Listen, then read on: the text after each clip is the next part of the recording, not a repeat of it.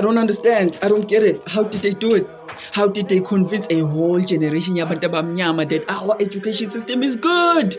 That it benefits umtomnyama when the truth is that it was created to make slaves. People who are obedient to the system. Amanyamazwe, other countries are doing it perfectly. They teaching Anzabo how to build cars. They teaching Anzabo how to farm.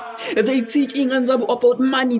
Now you sit down and you read a book, and that is the education yako. Same book was created by Isita because Isita needs a good employee. Not someone who's going to challenge the system. Not someone who's going to create the same business and challenge them in the economy.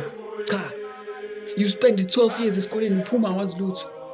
Not everyone is going to go to university. Not everyone is going to go to college. But the high school is supposed to level the playing field for everyone, and it doesn't do that.